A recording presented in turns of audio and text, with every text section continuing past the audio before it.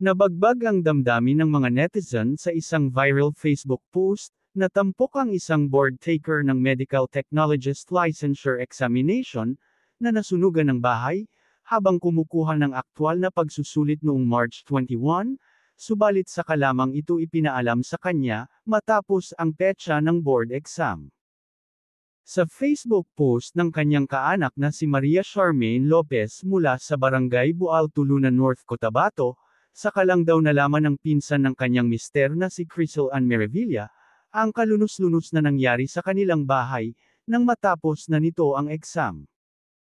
Nakiusap daw ang mga magulang ni Crisel na huwag ipaalam sa kanya ang nangyari, at huwag mag-upload sa social media, upang makapag-focus sa kanyang board exam si Crisel. Saka lang ipinaalam kay Crisel ang nangyari, na noong una, hindi pa raw nag-sink in sa kanya at hindi niya akalaing abo na niyang daratnan ang kanilang tahanan. Wala raw na isalbang kahit ano, maliban sa mahahalagang dokumento ng pamilya. Natupok na rin ng apoy ang mga sertipiko at medalya ni Merevilla sa kanyang pag-aaral. Nasunog ilahang balay the day Jude sa board exam. Wala may na-save kahit isa na gamit. Unaware siya. After board exam na siya gi-inform. Pero after 4 days eto pala kapalit. Magiging RMT ka Crisel Ann Merevilla. God is good. Mabalik lang ang mga nawala in God's time. Ang mababasa sa FB post ni Lopez. Kadlawan talanggid ni mag-abot ang adlaw hambal mo.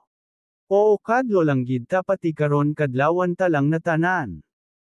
Ang pinaka-kayamanan na hindi na mabalik, ang mga medals and certificates niya since kinder to college, na nasali sa sunog, pati yearbook niya during high school. Makalipas ang 4 na araw, lumabas na ang resulta ng exam at nakapasa naman si Merevilla. Nanawagan naman ng tulong si Lopez para sa pamilya ni Merevilla. Sa eksklusibong panayam ng balita kay Merevilla, sinabi niyang nasa maayos na kalagayan na sila, at nakikitira sa kanyang tita. Isinalaysay ni Merevilla ang mga nangyari ng araw na natutupok na pala ang kanilang bahay. Subalit wala siyang kaalam-alam dahil ang buong focus niya ay nasa board exam at maipasa ito. Sa ngayon ay kumakatok ng tulong si Merevilla sa publiko, para makatulong na makabangon silang muli mula sa trahedya. Balak daw niyang makapag-apply na kaagad ng trabaho, upang maging paspasan na ang pagpapagawa ulit ng kanilang bahay at pagpundar ng mga gamit. We need all the prayers we can get and any cash or form of assistance is well appreciated po.